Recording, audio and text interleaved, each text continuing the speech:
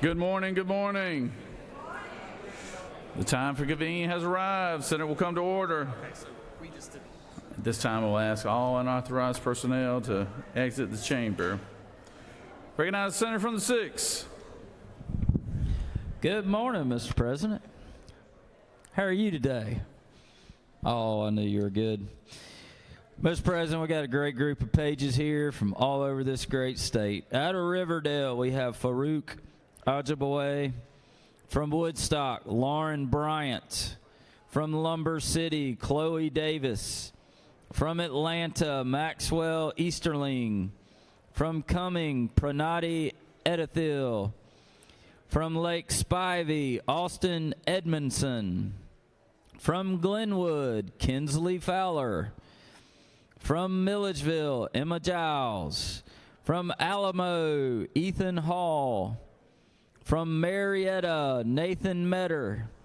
From Decatur, Leah Mooring.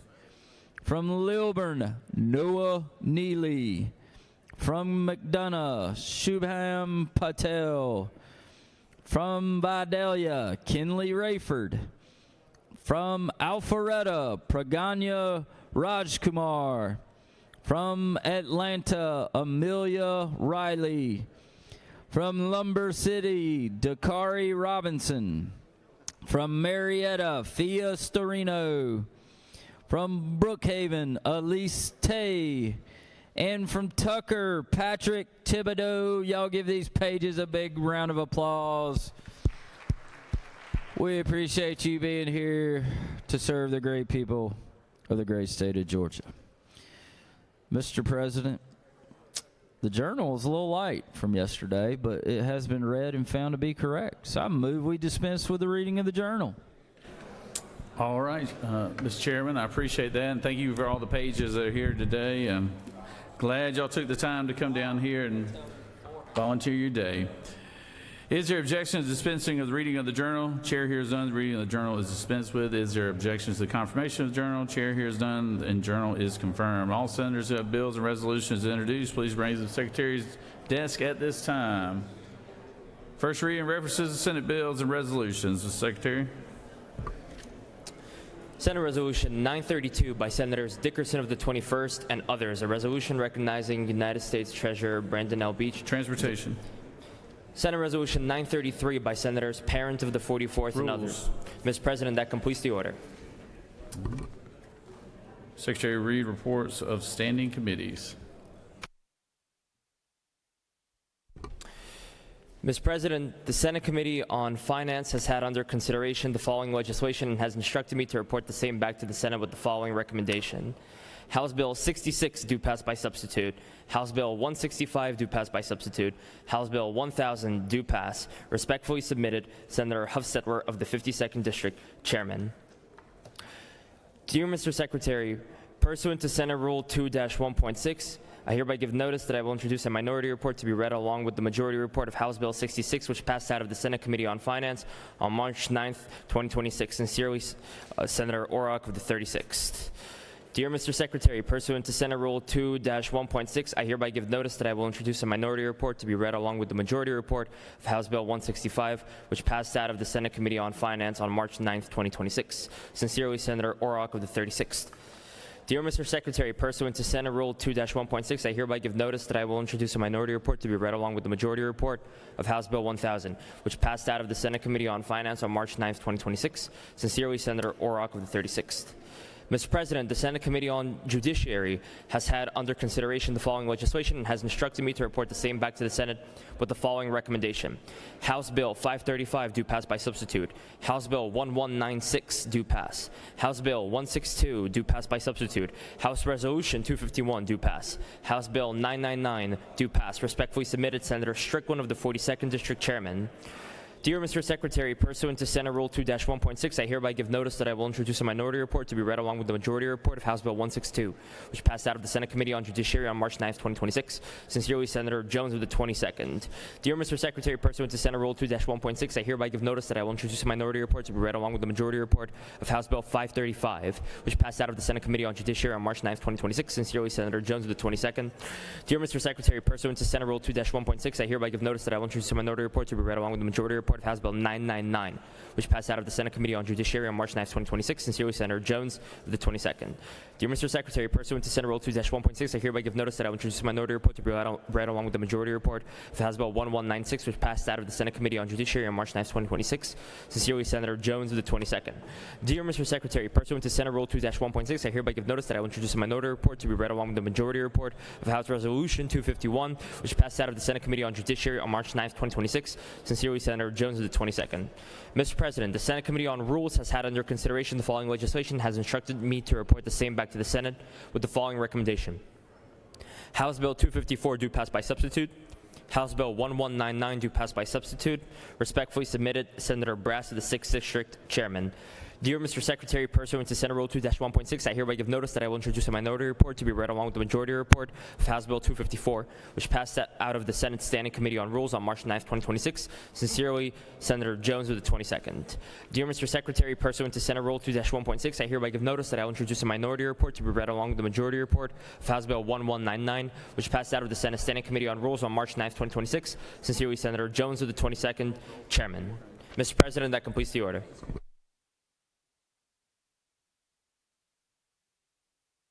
It is now time for the morning roll call. Are there any motions to excuse? Senator from 33rd.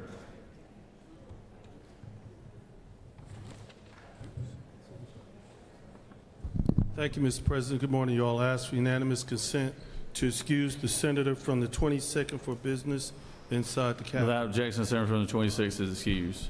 Any other motions to excuse? Secretary will call the roll. Senator, signify your presence by voting the yea switch. Secretary, unlock the machine.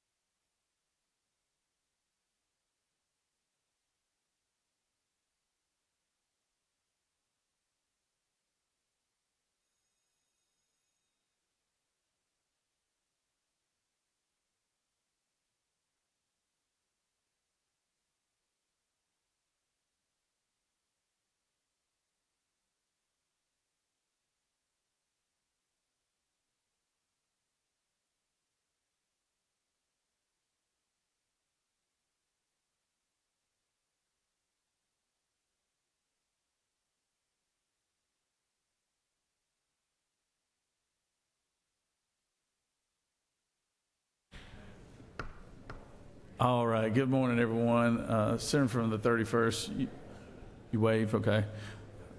We're going out of order today, as you, unlike most days, because we have the honor of actually having two cabinet members from the Trump administration that are with us today here at the Capitol.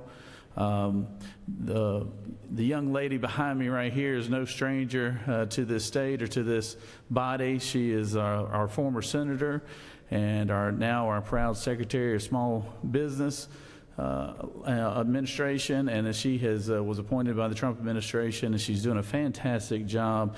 Kelly Loeffler and her husband Jeff Sprecher live right here in Atlanta, Georgia. Obviously, she served honorably as our United States Senator, and now doing a fantastic job for us as a Secretary of Small Business Loans. And it's nice to have a business-minded person who is overseeing that. And like I said, she's doing a wonderful job, and I'm so happy that she's taken the time to come here today to not only just this chamber, but they'll be having a press conference later today to announce some very important block grants that are going to be awarded to the state of Georgia, and much needed block grants given to the state of Georgia. So if everyone could give Madam Secretary a very, very warm Senate welcome, I'd really greatly appreciate it. Ms. Kelly Loeffler. Oh, wow. Thank y'all. Thank you. Thank you so much. Wow, thank you. Wow, what a wonderful way to start the day with dear friends and great leaders. Thanks for hosting me, Lieutenant Governor. It's a true honor to be with each and every one of you, and obviously just grateful to be back in Georgia when I can be. Lieutenant Governor asked me what I was doing in town, and I said, I live here. But in all seriousness, I wanted to come and thank you all for the work you're doing. I know you've just come out of a crossover day, and now the heat is on, and I'm someone who, as part of the Trump administration, we all understand a sense of urgency. We have such a moment in time here with this administration, both at the state level and the federal level, to do incredible things for our hardworking constituents, our retirees, our military, our young people. So first of all, thank you for what you're doing for this state to increase affordability through tax cuts, to drive a skilled workforce. I see that need across the country everywhere I go. By the end of this week, I will have been in 15 states already this year. And thank you for your work in continuing to advocate for Georgians. It's so important locally. I'm excited that my great friend and colleague, Brooke Rollins, USDA Secretary, will be here this morning. We'll be doing a little press conference. And later this week, my friend Doug Collins, the Veterans Secretary, will be here talking about his great work. And I've been grateful to partner with both of them in Washington. But look, as I travel across the country, I see the same thing that I see here in Georgia, which is the Trump administration's agenda is working, and we see it not just in the numbers. You all hear the numbers, you talk about the numbers, but I have the distinct honor and blessing of seeing the stories. And I was so grateful to be with President Trump when he came to Rome. Many of you saw the great rally he did in Rome at a small business, Cusa Steel. And I was so glad that he got to see firsthand the way that his policies are working for local job creators, and not just small businesses, but our manufacturers. When you think about what small business is made up of, it's our manufacturers. 90% of them in America meet the small business definition. And so Andrew Seville, the owner of Cusa Steel, has said that now, thanks to the fair trade, to tariffs, to the tax cuts, he's gone from a single shift a couple days a week to 2 shifts 6 days a week. You see the demand for hiring. I see it in Prince Manufacturing, Eric Williams in Macon, Georgia. He's doubling his workforce from 500 to 1,000 by the end of the year. He's going to double the size of his factory. I mean, this is happening in state after state. And I have traveled from Alaska to California to Maine to Florida, and I've seen it everywhere. And so this economic agenda is one that I'm so proud to stand behind and support for small businesses. It's working family tax cuts that are going to put $10,000 in take-home pay, thanks to not paying it out to the government. Remember, every single Democrat in Washington, including Georgia's 2 senators, voted to impose a $4 trillion tax cut on hardworking Americans and job creators and retirees. And so this is why the work you do is so important, to fight for those back home. Now, I will tell you, as we come out of Biden-era inflation, Bidenomics, rolling back trillions of dollars of regulation that were imposed over the last 4 years of the Biden administration, the SBA has a really unique role in advancing the entire agenda. Right now, the SBA in Georgia, as of last year, we had lent $1.8 billion to Georgia small businesses. I'm incredibly proud of that number. We put out over $6 billion in disaster recovery funds. One of my first acts as the administrator last year was to extend the relief for Hurricane Helene after the Biden administration neglected to fund disaster relief. And I want to thank my disaster recovery administrator, Chris Stallings, who is back here in the room, for his tireless work on behalf of Georgians, and we'll be talking more about that today. So I'm going to just conclude with saying thank you for keeping Georgia the best place in the country to do business for the 12th consecutive year. Congratulations. I am so humbled to be here with you today, to be able to thank you, and may God bless you, and may God bless Georgia. Have a wonderful day. Thank you.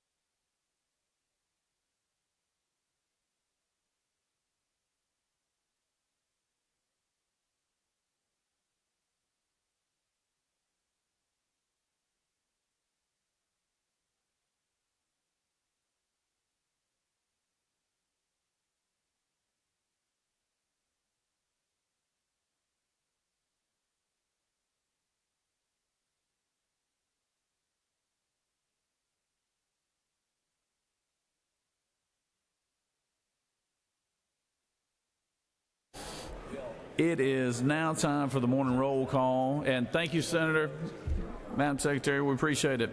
It is now time for, it's now time for our pastor of the day, and to introduce our pastor today is our senator from the 10th. So if you'll please give your attention to the senator from the 10th, he'll lead us in our Pledge of Allegiance and our pastor of the day. Senator? Thank you, Mr. President. Please rise for Pledge of Allegiance to the United States flag. And cease all conversation. I pledge allegiance to the flag of the United States of America and to the republic for which it stands, one nation, under God, indivisible, with liberty and justice for all. And now the Georgia flag.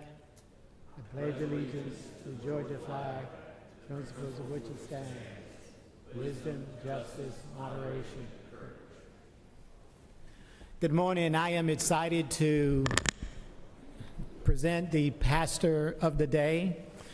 Pastor Terrell Scott is founder and lead pastor of Passion Life Church, which is an interracial ministry that breaks the power of darkness through anointing, love, and power. The ministry exists to bring salvation, deliverance, identity, and purpose to people in the community. Pastor Scott is being used internationally to bring deliverance ministry to different nations. God has anointed him to bring good news to the captives. Miracles, signs, and wonders follow his ministry because he preaches the word with faith, believing God wants to display his love and goodness to all humanity. Pastor Scott is also the founder of the River Refuge International, a ministry to the underprivileged and an outreach to those in need. This ministry is reaching different communities in the United States and internationally by evangelizing communities through Matthew 25 type ministry, serving the least of these. Thousands have been touched and saved through this outreach. More importantly, Pastor Scott is fathering the generation through his Malachi Project. And I just want to ask if those that are in attendance in the balcony that represents the Malachi Project would stand and be recognized at this time.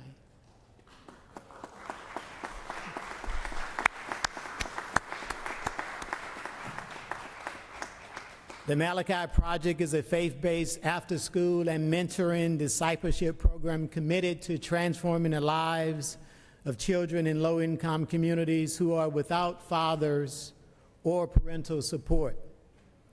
This mission is to provide these children with love, support, and opportunities they need to thrive, and not just thrive, but to survive. We are dedicated to fathering a generation by offering comprehensive care that includes educational support, mentorship, and basic necessities. I present to some my good friend, Pastor Terrell Scott.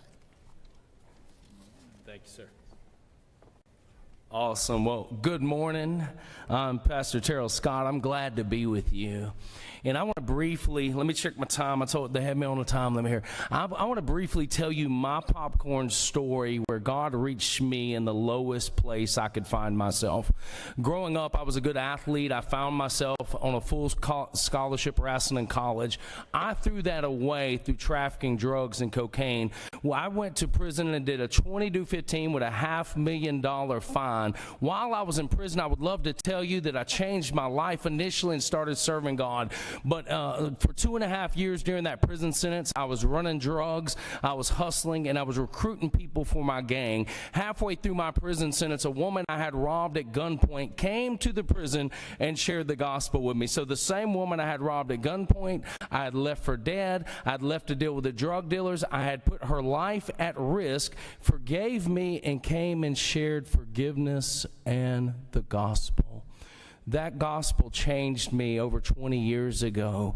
That same woman that forgave me and shared the gospel with me now sits upstairs with my 5 beautiful children. The woman I had robbed at gunpoint forgave me. Now that is my wife, and we serve in the same community I used to run crack cocaine in. The ministry I run now for Malachi Project is fathering a generation. We bought an old rundown drug house. We tore it down, and we built over a 6,000 square foot building debt-free, where we're mentoring and fathering a generation, teaching them what God says about them and teaching them the heart of the gospel. So I'm here to tell you that God can turn things around in anybody's life. He can change anyone's life. And if we'll seek God and humble ourselves, God will bring unity and peace and victory to each of us. So me sharing that, I have a couple passages that were in my heart today to share with you. In Psalms 33:12, it says, "The nation that honors God will be blessed." The nation that blesses God and honors God will be blessed. And so in another passage in 2 Chronicles, which everyone would be familiar with, and this is something we share with our church, this is something we share when we travel. The Word of God says in 2 Chronicles 7:14, it says, "If my people who are called by my name will humble themselves and pray and seek my face and turn from their wicked ways, then I will hear from heaven and I will forgive their sins and heal the land." Also in Micah 6:8, and as we said the pledge to the flags, I heard the word justice. The simple term justice means I take something that is wrong and I make it right. When I started Malachi Project many years ago, 10 years ago, I rode through the neighborhood I used to run drugs in. I seen single moms, I seen lack of education, I seen gangs, I seen young men without any parental guidance, I seen them leaning in and going towards a path of destruction. And I asked God, how can I partner with you to do something about the problem in our community? And so we work in the McDonough Housing Authority. That's where our mentorship program is. That's where we serve. And so when we seen the problem, we said, okay, we need to do justice. We need to change. We need to bring hope and life into a community that is dying under the power of poverty and sin. And so we started to serve and mentor, and we've seen the miraculous power of God where the community has come alongside of us and stood with us. State officials and others in position and ministries and businesses have stood with us to help us bring justice to that community. But this scripture says, and I believe this is important for us in this day and hour, it says in Micah 6:8, it says, "He has shown you, O man, what is good. And what does the Lord require of you? But to do justly, to love mercy, and to walk humbly with your God." And so I believe if we have a heart of justice to make things that are wrong right, if we'll walk humbly and we'll find ourselves teachable, and we'll find ourselves an individual that's willing to listen and bring life into a situation and bring hope into a situation, we'll see long-lasting change. And it says that if we do justice, we love mercy, and we'll walk humbly before our God. I believe that's a mandate for every one of us sitting here. No matter where you're at in life, God wants us to make things that are wrong right. Malachi Project, Fathering a Generation, is us being active in that to make things that are wrong right. God gave me a scripture when I was traveling around the community 10 years ago in Malachi 4, 5, and 6, and it says, "In the last days, the spirit of Elijah will be poured out, and when this spirit's poured out, it will lead the hearts of the fathers back to the children, and the children to the fathers. And if this does not happen, God will smite the land with a curse." Well, I looked at the curse in operation, and I said, how can we lift that curse off the next generation? And so as we love them, serve them, engage them, teach them, turn non-readers into readers, invest in them, teach them how to deal with choices and manage their emotions, we're preparing, listen, a generation that will be successful and be able to give back. We're stopping the curse by intervening and getting involved in their life. And every one of our Malachi projects in Africa, multiple nations, in Pakistan, and in Kenya, in India, and here in the States, at the end end of Malachi Project, we pronounce the blessing of a father over every one of our kids. The scripture says that there's power of life and death in your tongue, and those that love it eat the fruit thereof. And so at every Malachi, all our volunteers, all our leaders, everyone on staff, pray this prayer from Numbers 6:24 through 26. And in closing, I think I'm right on time. In closing, I want to pray this prayer over you everywhere I go, whether little, big, or small, whether small groups or large groups. We declare this blessing over people, and it's like this. If you could bow your head in prayer, I'm going to pray it over you now. It says in the Word of God, in Numbers 6:24 through 26, it says, "May the Lord bless you. May the Lord keep you. May his light and his countenance shine upon you. May the Lord our God be gracious unto you. May he lift his countenance towards you, and may he give you peace." In praying this, it invokes the name of God upon you. So I pray that over you now, over your family, over this community, over this Senate. Listen, I pray this over every party and every affiliation. May the Lord bless you. May his light and countenance shine upon you. May the Lord our God be gracious unto you, and may he give you peace. In Jesus' mighty name. Amen, amen, amen. Thank you for the honor. We bless you in Jesus' name.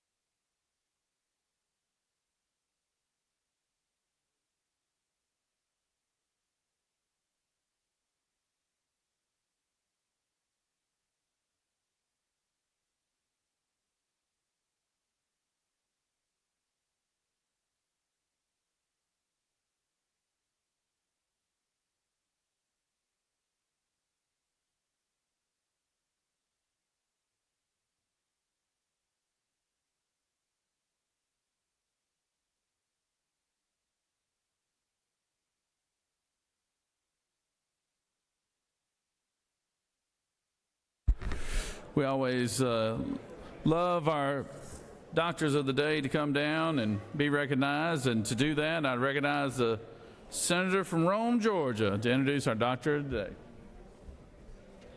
Thank you, Mr. President. It's great to have Dr. Paul Brock here again. The last time he was here, I think we had a seizure right outside the door and several other emergencies, and he worked pretty hard, but maybe it'll be calmer this time. But Dr. Paul Brock has always been an overachiever from when he was chief resident at Grady to now, and he's been one of the premier general surgeons for many, many years. One of the other hats he wears is he is dean of the medical college branch in Northwest Georgia, our Augusta Medical College. We have 40 medical students up in Northwest Georgia, 20 from each class that train up there under his supervision. And he still managed to do a lot of surgeries up there. I'm in there with him for a lot of them, and he takes care of these students and trains them. We have 5 of his medical students here today, 5 of the 40 here. You guys want to stand up in the balcony and be recognized here?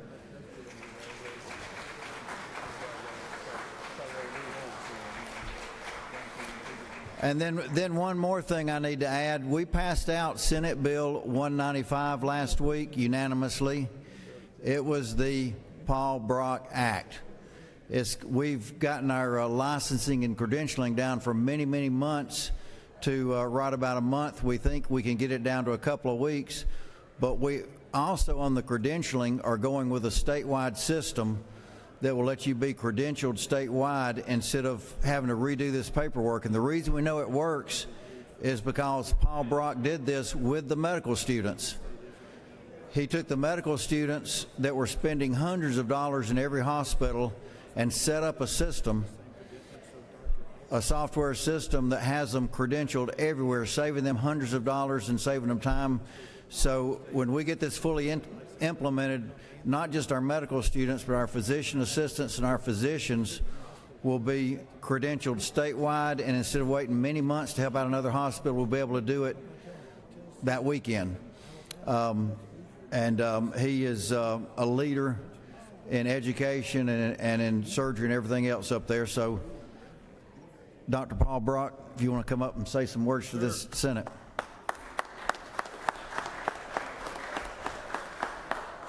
Good morning, and thank you very much, and I appreciate my medical students coming to me today. I heard Dr. Scott, who just spoke a few minutes ago, about the underserved and what he is doing for the state. And I'd like for you guys to understand what you guys are doing for us, the physicians, and for the underserved in the state. The initiatives you guys have put forth and ladies have put forth in the last many years have actually been felt very heavily in those of us who practice in rural communities. Our abilities now to put students through our medical school in 3 years and have them serve underserved Georgia, the dollars and the people that we put forth in South Georgia and other places where we really have underserved, unavailable health care. It's going to take a village, to say the least, to solve this problem, but I will tell you it's going to come out of this House for that ultimately to occur. And I want to applaud all of you for at least taking the time to listen and understand that we've got citizens in our state who do not have access to adequate health care.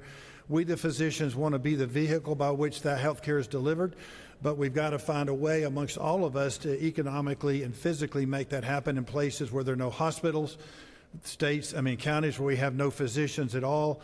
And it's just a monumental task in front of us. I think we bite it off one bite at a time. We'll ultimately solve it for our citizens.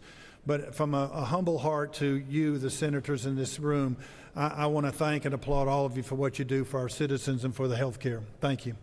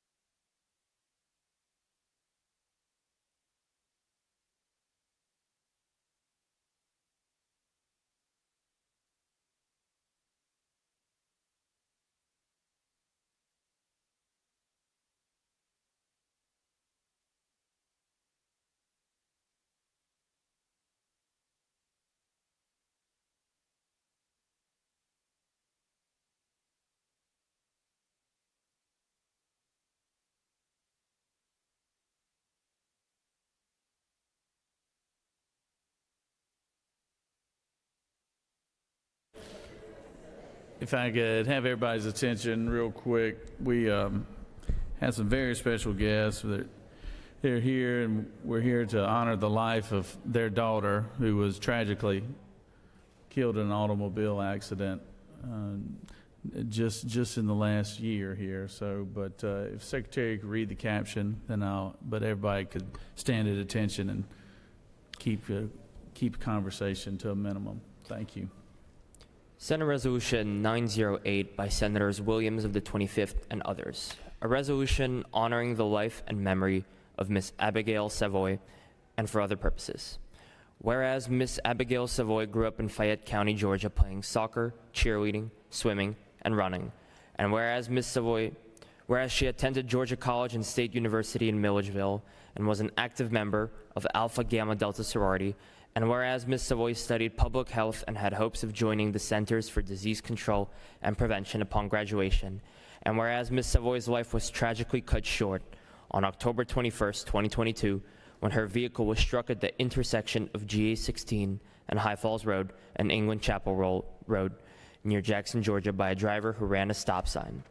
And whereas although the loss of this smart, energetic, and beautiful soul can never be filled, her death called attention to the other numerous accidents at the intersection where her vehicle was struck and resulted in plans to convert the intersection into a safer roundabout, likely saving the lives of other motorists. And now therefore be it resolved by the Senate that the members of this body join in honoring the life and memory of Miss Abigail Savoy and express their deepest and most sincere regret at her passing. Mr. President, that completes the order. Is there objection to the adoption of resolution? Chair hears none. The resolution is adopted. I was very familiar with this intersection, and Abigail, this young lady, was a sophomore at Georgia College University there in Milledgeville, but she was from all people who came far and near to talk about her. She was an unbelievable young lady, and we have her parents here with us today, and they have had to suffer through what all of us as parents never want to have to do, and that's bury a child. And I do thank the senator from the 25th for bringing this to our attention, because all the things we do up here don't really pale in comparison when you talk about life and death situations and the tragic and unnecessary death of this young lady is something that you just can't ever get over. So recognize the senator from the 25th. Thank you, Mr. President.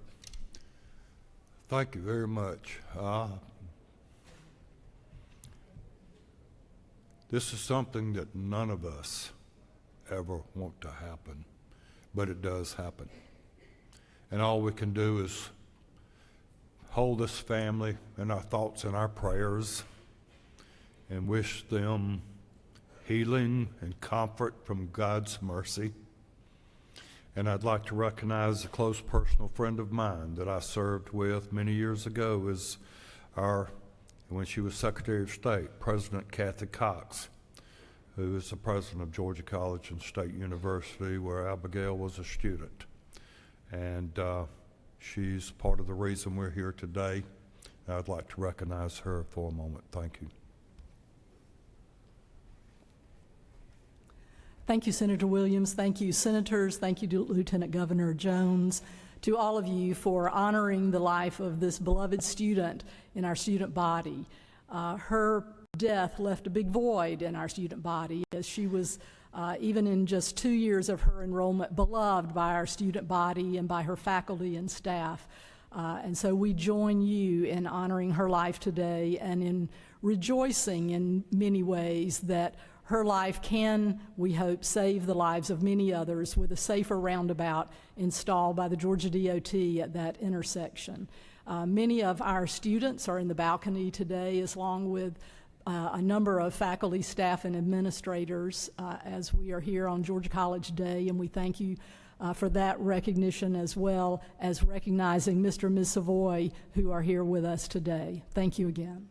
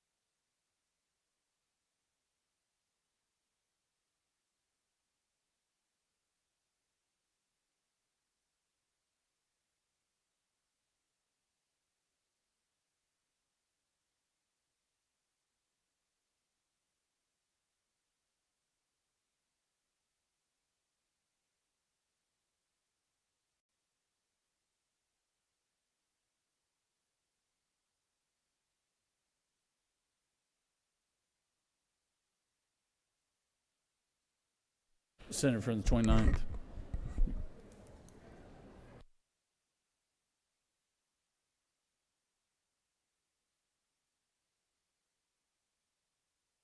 Are there any unanimous consents?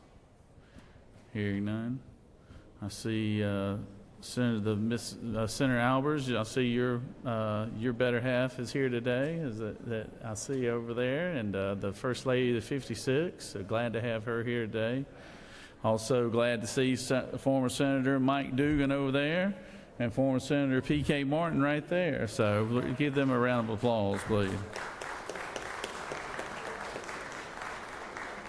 Glad to have y'all here today. Does any senator wish to rise on a point of personal privilege? Recognize the senator from the 28th.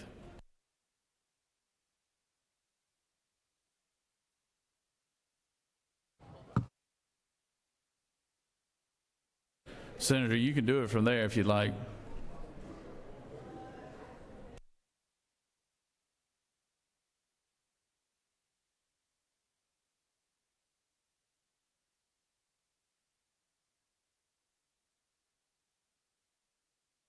Recognize the senator from the 19th as we're waiting for the senator from the 28th. So.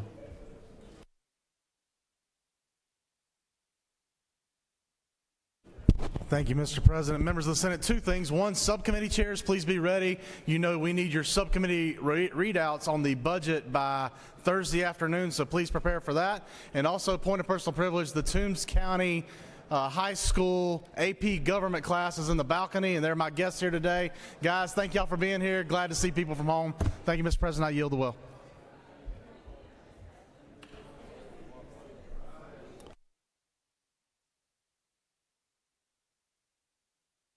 Recognize the senator from the 56.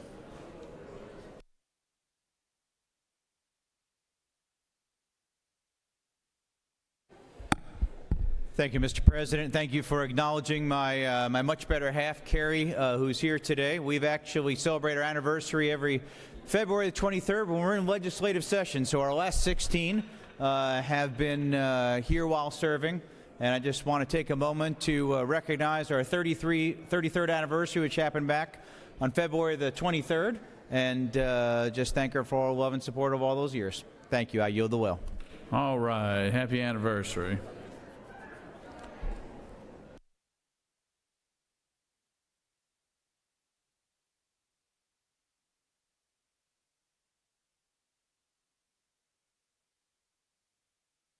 Senator from the 29th.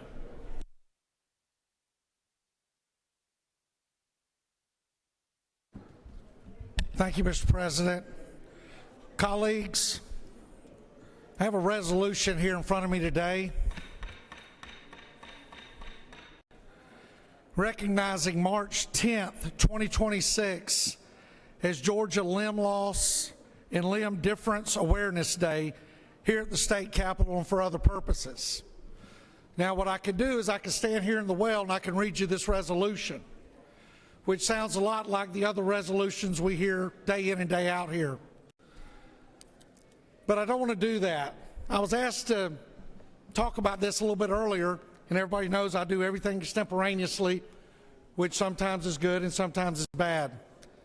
But I want to tell you, I met a special group of people last year when we were here at the Capitol, when I was told a young man needed to come and talk to me, and a young kid named Elliot came to my office.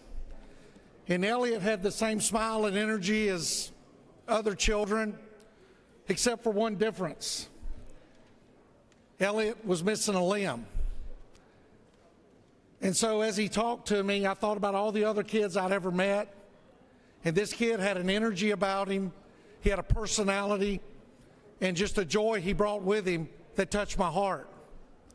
So working with the Lieutenant Governor and his team, we were able to do a whole lot last year to help this group of people. We got a bill passed to help them, because what you may not understand is insurance many times covers one limb for a person when they lose it. And so they get a choice of what's the one thing they want to do. Do they want to walk? Do they want to run? Do they want to take a shower? Those are the considerations they have to make. So we got a law passed to correct some of that in the insurance side. And then when I went to the governor's office to watch the bill be signed, I met a young Olympian named Jeremy Wallace. Showed me the medals he won in the Paralympics. As good of an athlete as you'd ever want to meet. A man of character, a man of, again, of joy. Several years ago, this chamber passed a bill out of here that fixed an oversight to the Georgia Pledge of Allegiance, to the Georgia flag. And at the time, it said, I pledge allegiance to the Georgia flag and the principles for which it stands, wisdom, justice, and moderation. We found a mistake there, that there was a word missing that should have been there from the cardinal rules, from the cardinal virtues, and that word was courage. And I always thought, as a law enforcement officer and as a nephew and to great men that fought in the Army and other branches of the military, that I knew what courage was.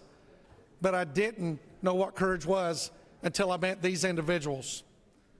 So today I ask each one of you to stand with me and recognize this incredible group of friends over here for Georgia. I'm going to say this right without getting emotional. Recognize this great friends of mine over here on Georgia Limb Loss and Limb Difference Awareness Day here at the State Capitol. Thank you, Mr. President.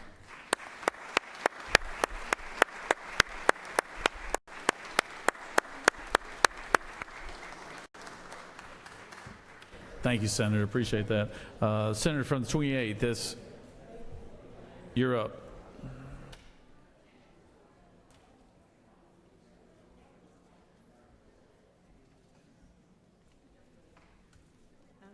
You're good, man. You're good. Come on.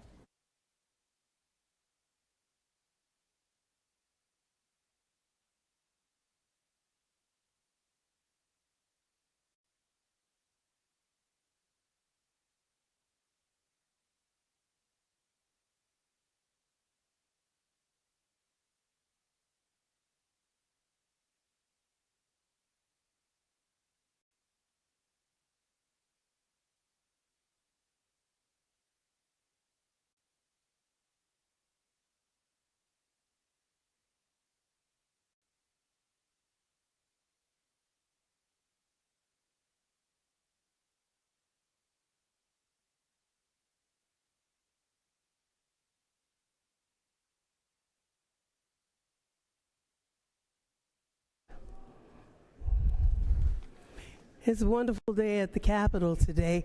I want to welcome everyone who's here. I know Cobb County's JROTC is here. Are you up there in the gallery? Our Cobb students from different private schools in Cobb, but we applaud you. Thank you for coming. Also, I have a whole lot going on here, but today is Palmetto Day at the State Capitol. I'm thrilled to be here today with my mayor. Oh, here you are. The mayor, step out a little bit. I think you have to stop right there. And the city council, step out a little bit, of the great city of Palmetto in God's country. And they've been our guests here today at their state capitol here. The city was founded in 1833 as part of the former Campbell County under the name of Johnson Store.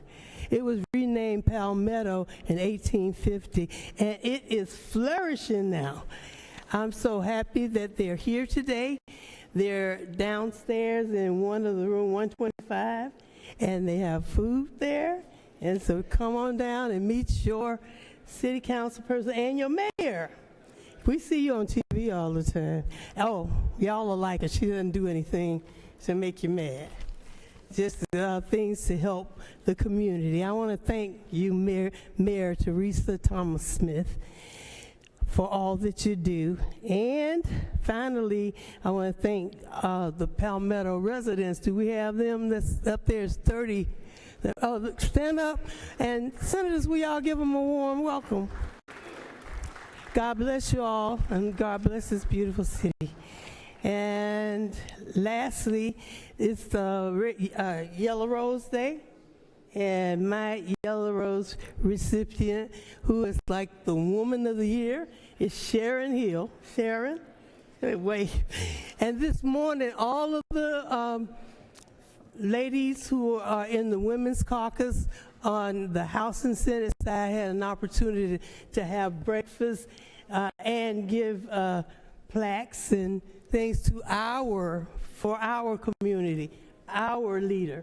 And she is a servant leader. So thank you very much for being one. Sharon, you're holding your plaque up. Thank you, Mr. President. I appreciate the opportunity to give you a servant leader among so many other servant leaders who are here today. And I yield the well. Thank you. Thank you, Senator.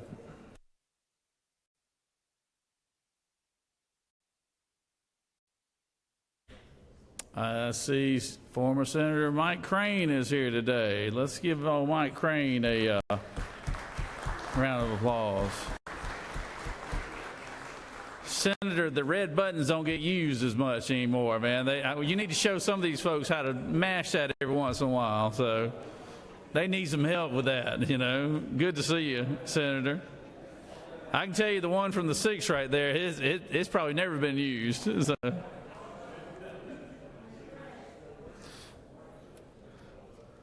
Recognize the senator from the 17th.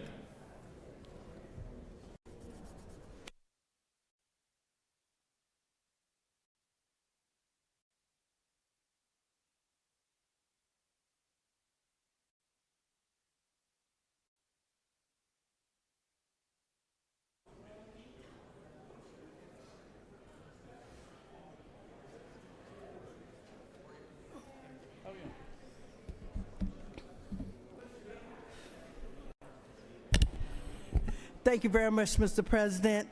Colleagues, I stand today to congratulate and commend Mrs. Toya Davis Stevenson for receiving the 2026 Yellow Rose Nicotine Rounder Servant Leadership Award for District 17. Mrs. Stevenson is a dedicated real estate business owner, experienced consultant, and passionate executive leader, as well as a proud member of Delta Sigma Theta sorority.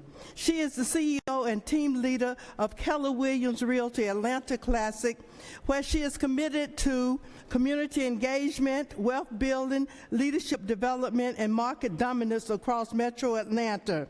Her leadership influence extends well beyond real estate, as she has served as past president of the Women's Council of Realtors Metro South Chapter, state and local director within her Realtor Board, vice president of the Lake Spivey, Georgia chapter of Jack and Jill Incorporated, and board member of Someone Cares of Atlanta. Mrs. Stevenson has established a glowing reputation of renown throughout Georgia for her deep personal commitment to helping develop the next generation of leaders through financial literacy and entrepreneur education. She is a graduate of HBCU Hampton University. She is married to Mr. Ray Stevenson, who is standing over here with her, and they are the proud parents of 3 children. They live in Hampton, Georgia. One thing I like about Ms. Stevenson, she goes beyond the 4 walls of the church to help someone. She established a golf tournament during Breast Cancer Awareness Month in honor of her mother to raise funds to help KW Cares. So it is my honor to recognize her today. Mrs. Stevenson, please raise your hand as the Yellow Rose nominee. Thank you so much.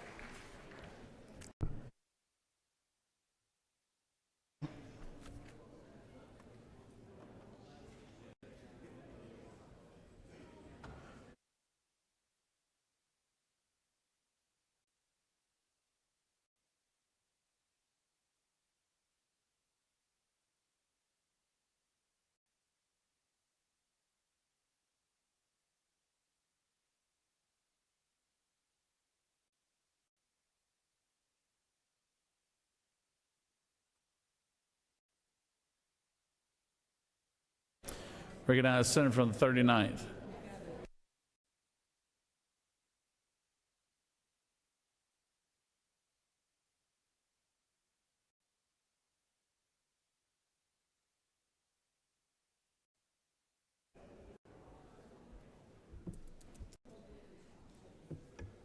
Good morning, Mr. President and colleagues. Today we recognize Restaurant Day at the Capitol and the thousands of Georgians whose hard work keeps one of our state's most important industries moving.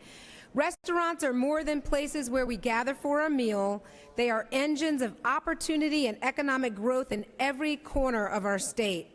Across Georgia, the restaurant and food service industry supports more than 500,000 jobs and generates tens of billions of dollars in economic activity each year.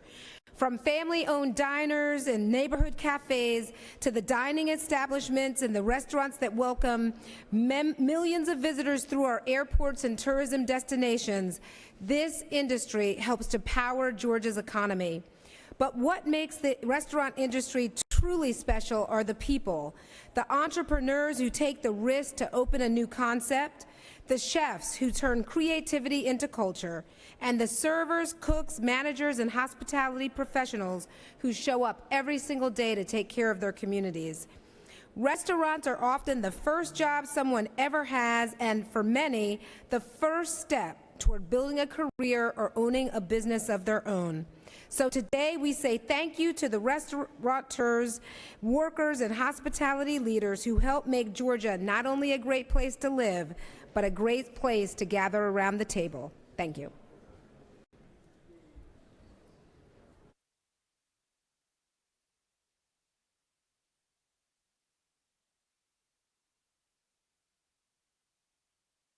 Recognize the Senator from the 25th.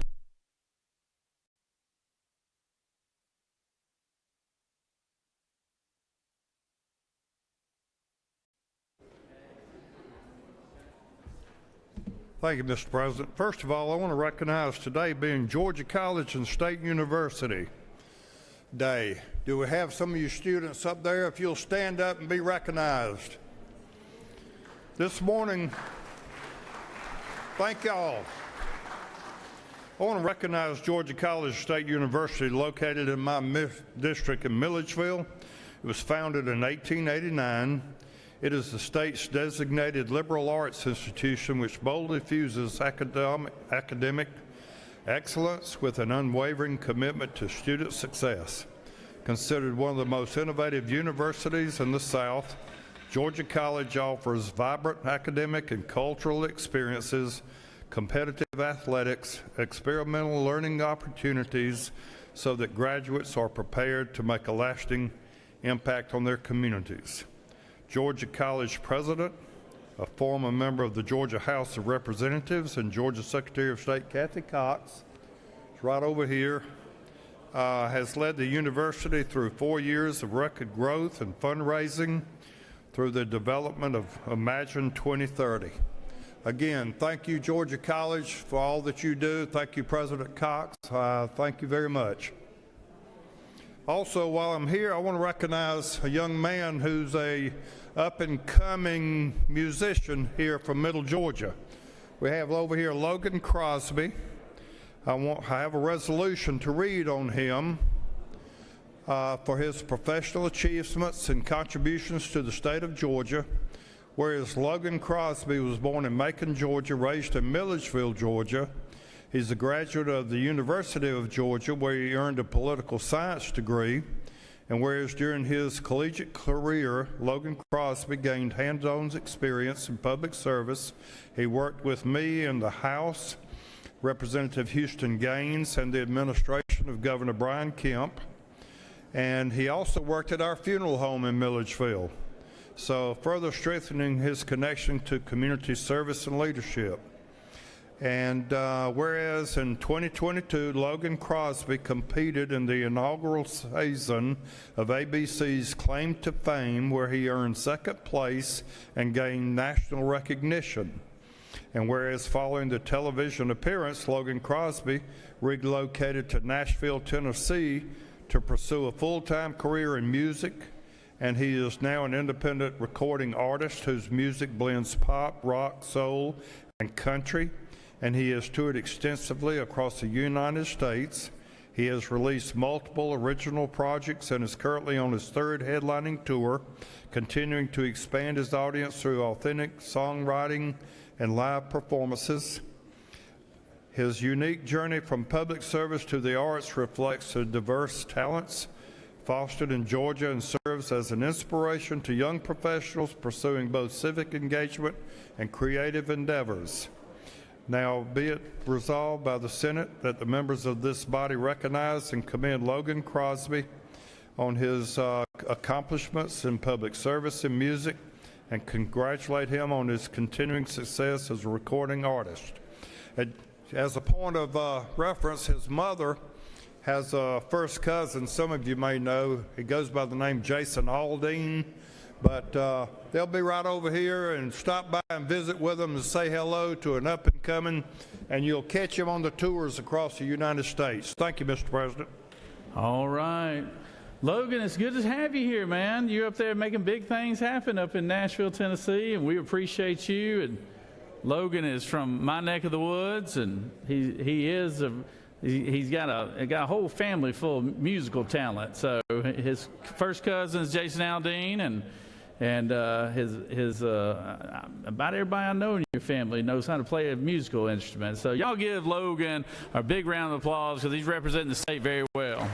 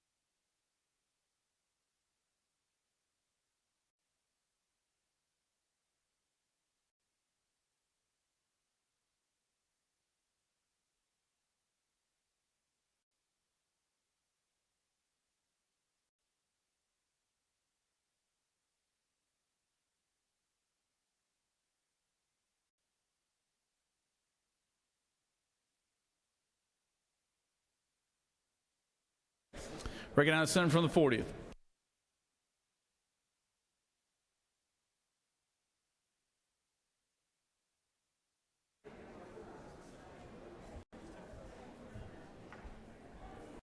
Thank you, Mr. President. Today is the March of Dimes March for Change Day. Now, my mother turned 91 years old this January. So she was a child during the time when polio was at its peak. And I can't imagine what her mother went through, knowing that as she sent her children out into the world, they could come home with polio and the devastating effects of that disease. She told me these stories when I was growing up about the March of Dimes. And if you're young enough, you might not realize why the March of Dimes has the name the March of Dimes. It's literally because during those years of polio, children and families would collect their dimes in order to fund the polio research. Well, that mission was accomplished but we still have the March of Dimes around. And they have dedicated their mission to raising the awareness about policies that improve the health of moms and babies. And they are still doing that today, and they are here at the Capitol today, only I think they maybe should call their day March for Dollars, because in the last 20 years, we have actually gone backwards in infant mortality. And so there is so much to do today. So I am so pleased that they are here raising awareness of the issue, and they are here in our gallery, and I would like for them to stand so that they can be recognized. If everyone could give them a hand. Thank you for what you are doing, and please keep doing it. Thank you, Mr. President. I yield the well. Recognize Senator from the 52nd.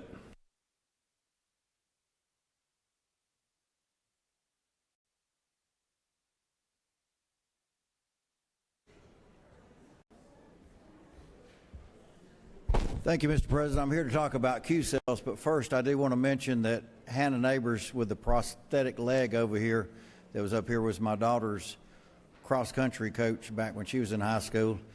And he may be mad at me for saying this, but a guy named Roger Lane, which maybe some of you know, personally bought her a leg this week that would be used in the shower in the ocean. So I do want to recognize him for that, even though he probably doesn't want that fact out there. But I'm here to talk about Q cells.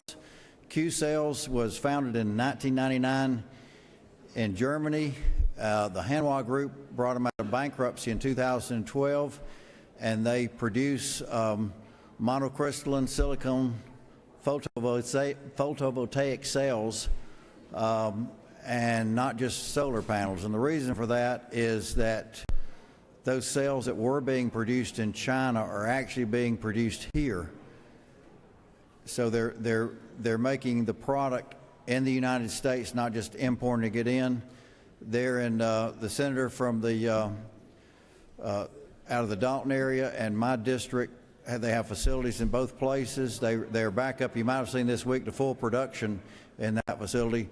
They are the largest producer, the largest facility in the Western Hemisphere, right up here in Northwest Georgia, producing these solar cells. Now, at the time that they were founded in Germany in 1999, solar cells cost $10 a watt. Then they got down to $1 a watt. Currently, they're at 20 cents a watt, the cheapest power produced out there. And they are employing a lot of people up in Northwest Georgia in a huge facility and paying them all well and uplifting the middle class and providing services for Northwest Georgia and the entire country. So I thank Q-Cells for being here today.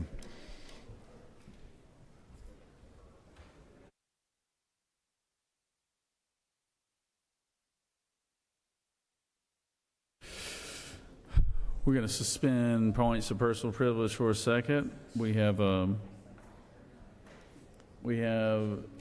two special guests here today. I've got our Agricultural Commissioner Tyler Harper and our Secretary of Agriculture Brooke Rollins. How's it going? Good to see you. I'm ready. It's pretty rare to have two cabinet members come in one day, but we're very glad to have Brooke Rollins, who is doing a great job and has come here today to Georgia along with our Ag Commissioner Tyler Harper here, and has a big announcement, I know, later today, and we're glad to have her, and let's give her a warm welcome here. Thank you. It's good to see you. Busy boy. Well, I hear that Tyler Harper was once a member of this august body. Is that right? How amazing is your Agriculture Commissioner, Tyler Harper? Hey, I was just over in the House, not because I like them better, but because that's where Tyler sent me first. And saving the best for last. And I say this with all sincerity. I've been in this job for a little over a year. It's been the greatest blessing, the hardest job I've ever done, but the greatest blessing to do it. But one of the very biggest blessings is working alongside. I believe there's no one better in this country that represents their state and the agriculture community better than this man to my right. So again, I think one more round of applause. It's a joy to work with him every single day. And I also mentioned over there very quickly that I have a very special heart for what you all do every day, because my mom, at the age of 78, was elected to the Texas legislature for the first time through 2 or 3 years ago. She just went through re-election. Her name is Helen Kerwin. They call her Hurricane Helen in Austin, Texas, because she's got a lot going on all the time. But I know and I see firsthand her time and her treasure and her sacred honor that she gives every single day. And for her partners down there, both Republican and Democrat, the importance of the work that you do as elected representatives in your state, and the greatest vision of our founding fathers, that it shouldn't be the federal government making the decisions. It should be under the 10th Amendment, the government that is closest to the people, and that is really what you represent. So again, what an honor to be here. My third trip to Georgia. I haven't been to any state more than that. I think I've been to Iowa 3 times, but Iowa and Georgia 3 times each, and really, really grateful to be here, and I'll probably be back quite a bit more. A couple of quick points, and then I'm going to leave you back to your business. The first one, which is our announcement, and Kelly may have teased this a little bit this morning, but we are so excited to announce that we finally have the block grant finished.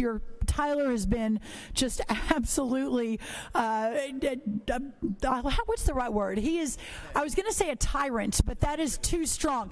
He has been tenacious, thank you, Bert, to getting this across the finish line. Of course, this is a $531 million block grant for your farmers and ranchers, for your producers in this state alone who were affected negatively by Hurricane Helene. And I know that is probably almost every one of you that have just seen the destruction.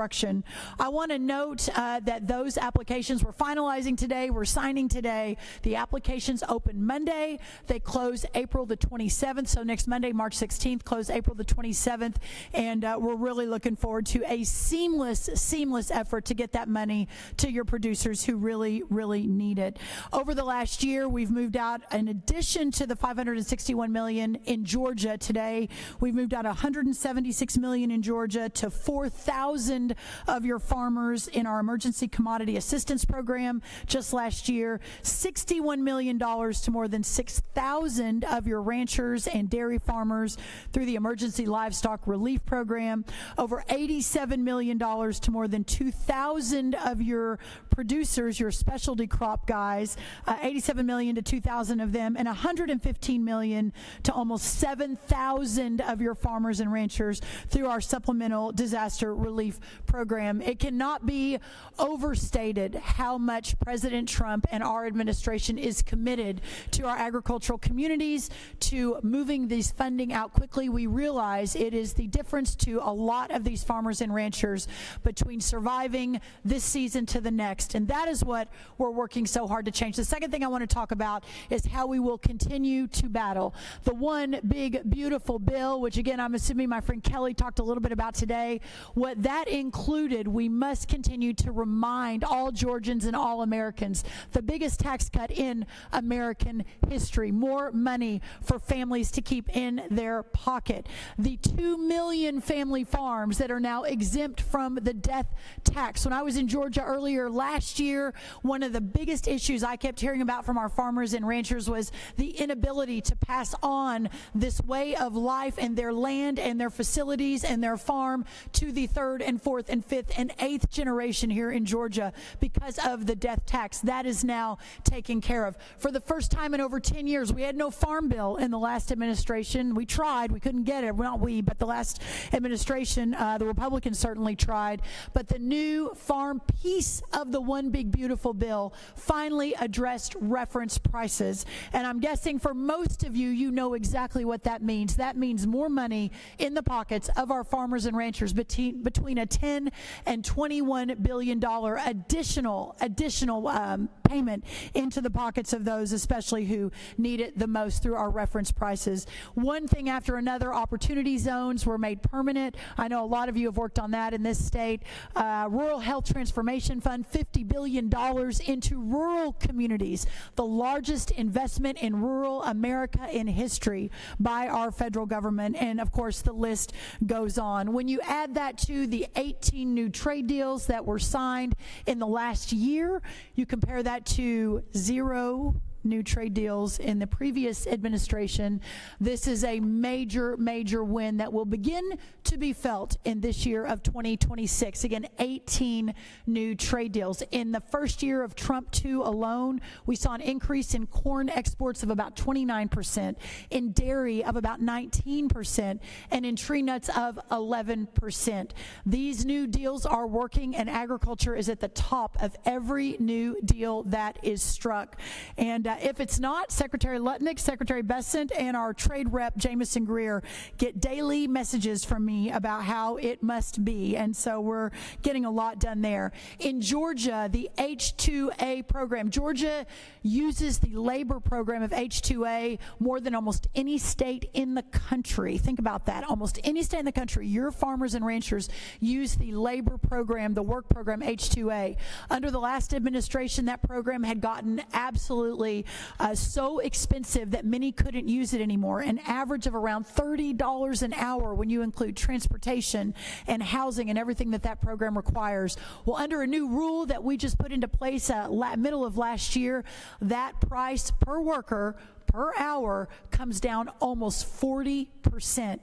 That is a huge win for our farmers and ranchers. And in fact, when I was here opening up the new Pratt Industries facility a couple of months ago, I had one of those specialty crop farmers, multi-generation, she and her dad came up to me with tears in their eyes and said, that literally saved our farm.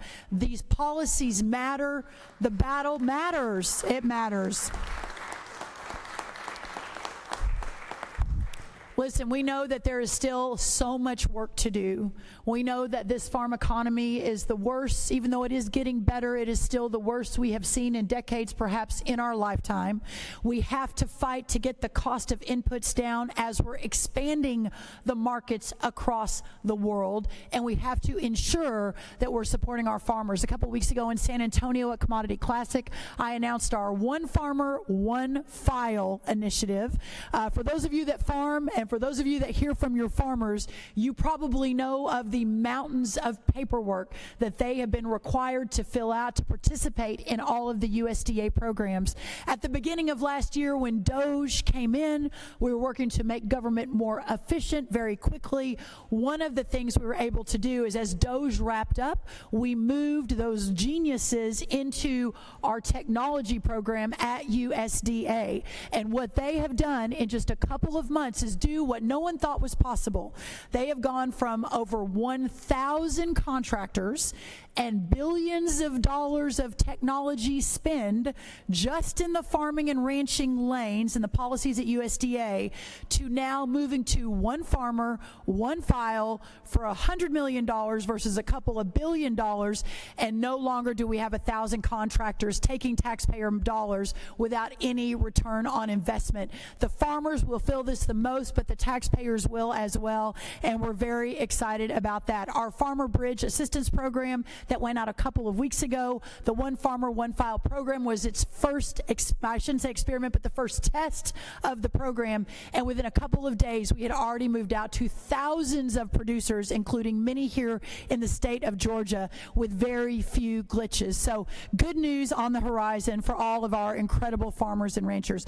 I'll finish with this. It just continues to be such a joy to work alongside all of you. I started my remarks with the importance of your work, the importance of the states, the importance under the Constitution, and again, our founding fathers' vision that you truly are the laboratories of democracy and the laboratories of innovation here at the state level. And what Georgia has done and continues to do and leading the way in that innovation is incredible to watch. Keep up the incredible work. May God bless Georgia. May God bless this incredible country. And may God continue to bless our great farmers and ranchers in America. Thank you all so much. What a joy to be here. Thank y'all.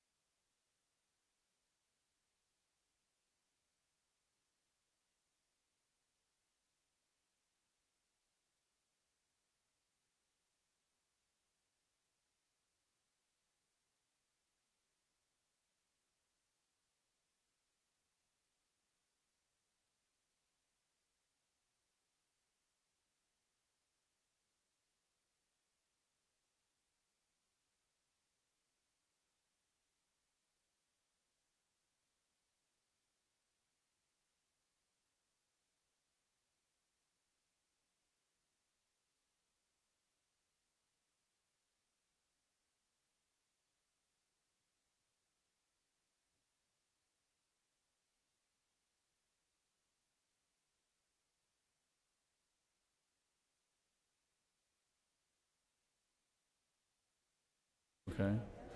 Recognize Senator from the 44th.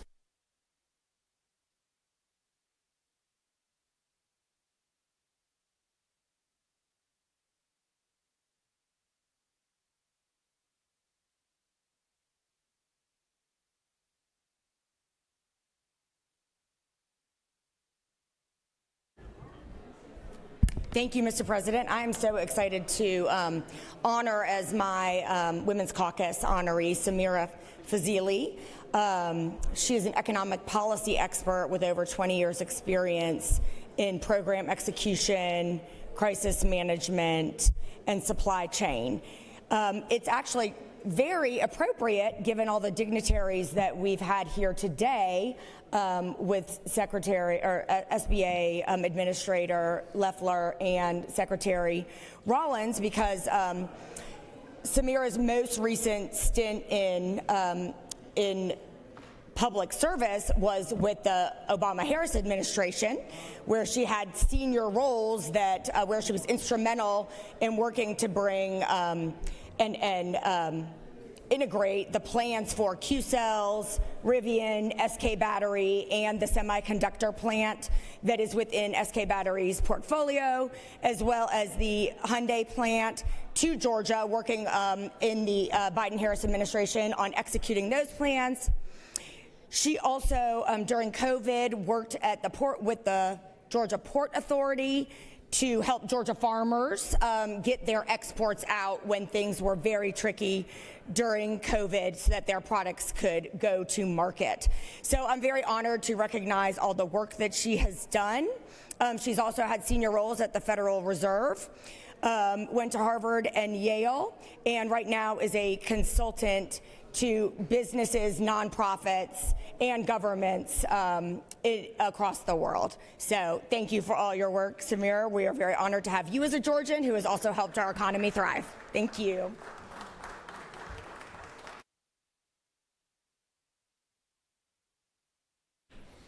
Thank you, Senator. Chair recognizes the Senator from the 41st for a personal point of privilege.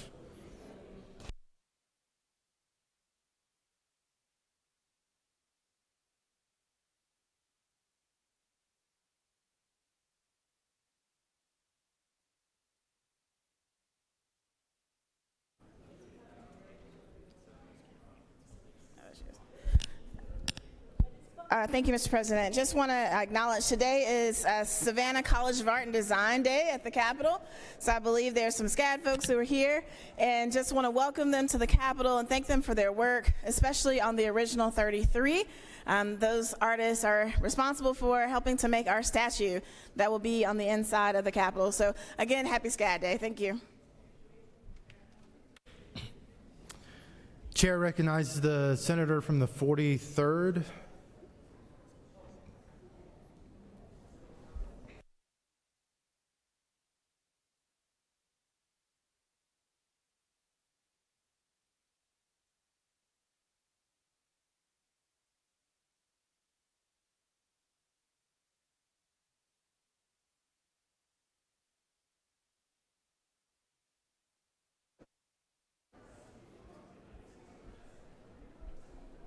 Thank you, Mr. President. Colleagues, I rise today to celebrate and honor my Women's Caucus awardee, Sydney Jakes. She has a heart for service and a steadfast commitment to progress. Ms. Jakes has orchestrated dynamic programs that address critical needs within our community. She has been instrumental in leading Heart Health Week, which raises awareness of cardiovascular wellness. Ms. Jakes has championed the Little Library book drives to foster a love of literacy among our youth. Her dedication to fighting food insecurity is evident through her active support of the Blessings in a Backpack initiative. Furthermore, Ms. Jakes, through her sponsorship of the MLK Day of Service, has mobilized efforts that have provided relief and resources to seniors, schools, food banks, and shelters throughout the Metro Atlanta area. Recognizing the importance of holistic well-being, Ms. Jakes is also a staunch advocate for mental health. She has supported partnerships that promote emotional well-being and self-care, including Project Power with the American Diabetes Association, which focuses on diabetes prevention and health education. Ms. Jakes' commitment to advocacy extends beyond the local level, as she also serves on the regional stage as a co-chairwoman for Alpha Kappa Alpha Day at the Capitol, where she has passionately advanced the cause of voter equity and education.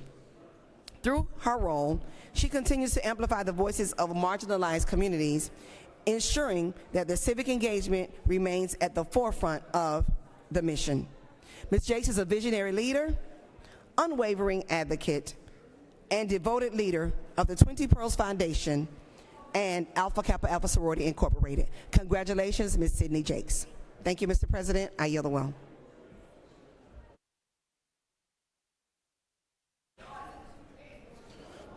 If everyone can take their conversations outside, if you're not here with a guest that's over here, it's way too loud in here. Thank you. The chair recognizes the senator from the 35th on a point of personal privilege.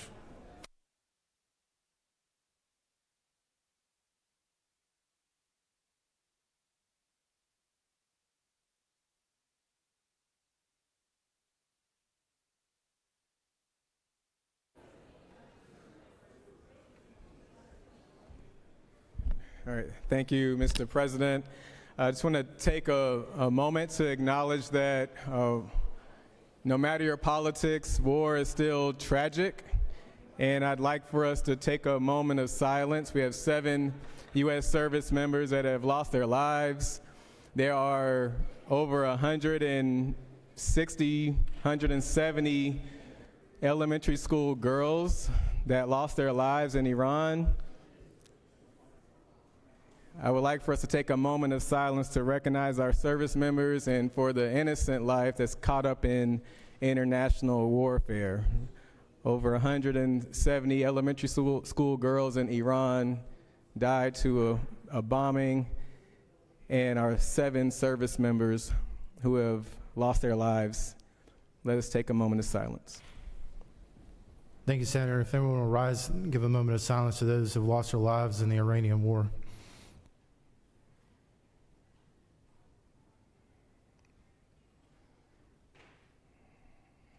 Thank you.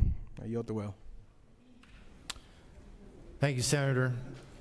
Chair recognizes the senator from the 36th District on a point of personal privilege.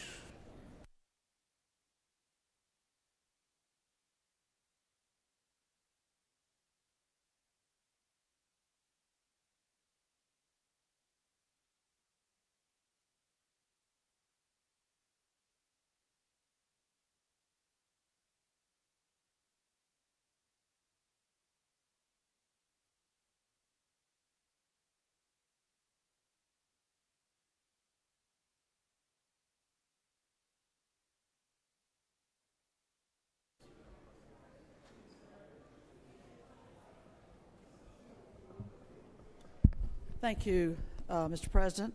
I rise to share some reflections, some facts around Medicaid and Georgia's children. We have long promoted the idea that we need to expand Medicaid, that we need to cover more people, and that our hospitals will thank us because they need a payer mix of people who have insurance as well, whether it's from the Affordable Care Act, Medicaid, the Children's Health Insurance Program, known as Peach Care for Kids. I got some very interesting data from the Children's Health Care of Atlanta. A very large hospital that has children from all 159 counties coming there for treatment. And they provided a very interesting reality check. one of their young patients was diagnosed with a rare bone cancer. And Amy is one of 1.5 million children in Georgia that relies on Medicaid and Peach Care for Kids. She's on the road to recovery, not burdened by limited access and inconsistent care. Why? Because she has Medicaid coverage. And here's a stark picture that's painted. With Medicaid, Amy has a pediatrician for checkups and undergoes chemotherapy every 2 weeks with a specialist. A pediatric surgeon removes a recurring cancerous tumor. She returns to school. She's on her way to remission. Without Medicaid, she would have limited access and the inability to pay for doctors or specialists, and her medical home vanishes, and she then gets treated for complications in the emergency department and is given limited treatment options. All of that is because she does not have to go down that dark road because she's got Medicaid coverage. And if we cut Medicaid by 1%, it is 1% reduction in reimbursement would be a $9.1 million loss for children in a year, impacting services. So be very mindful as we sit as one of 10 states that has not expanded Medicaid, leaving federal dollars in Washington to go to other states and depriving our patients here of that coverage. This is not a small issue. This is a looming issue that Georgia needs to address. I thank you, and I yield the well. Thank you, Senator. I'm going to take just a quick, brief moment.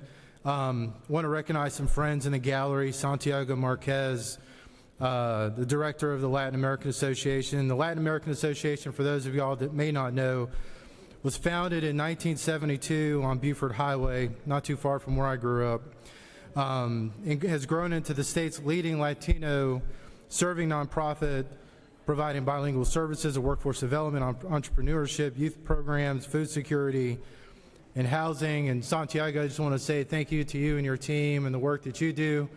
For Georgia, I know you're a proud Cuban, and some days, we make fun of you for being a Notre Dame fan, but we'll talk about that next time, especially when the Yellow Jackets beat the Fighting Irish. So just want to thank you and your team for being here today. God bless you.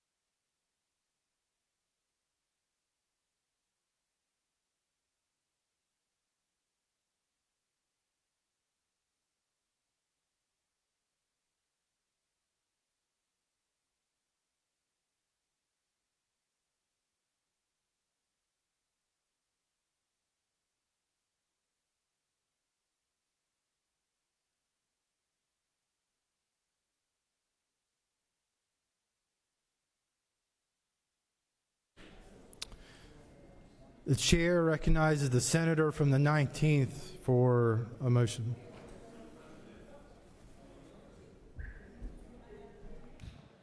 Thank you, Mr. President. I ask unanimous consent that the Senate Rule 3-1.2C be suspended to allow for receipt and assignment of House Bill 974, the FY27 Appropriations Bill.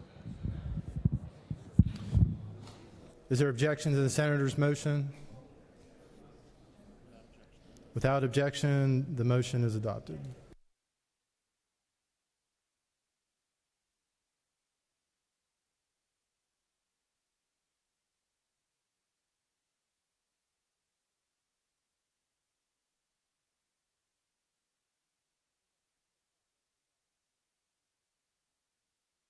Chair recognizes the senator from the 56th District. Thank you, Mr. President. I ask unanimous consent that we excuse the senator from the 48th for business outside and the 42nd for business outside the Capitol. Is there objection to the senator from the 56th district's motion to excuse those two senators? All right, if not, they're excused. Chair recognizes the senator from the 43rd for something.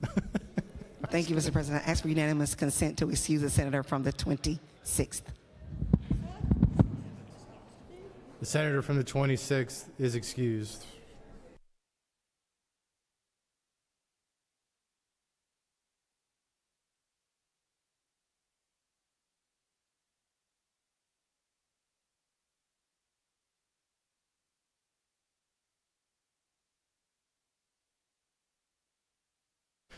You have before you a consent calendar of privileged resolutions. Does any senator wish to remove a resolution from the consent calendar? Is there an objection to the adoption of the resolutions on the consent calendar? The chair hears none. The resolutions on the consent calendar are adopted.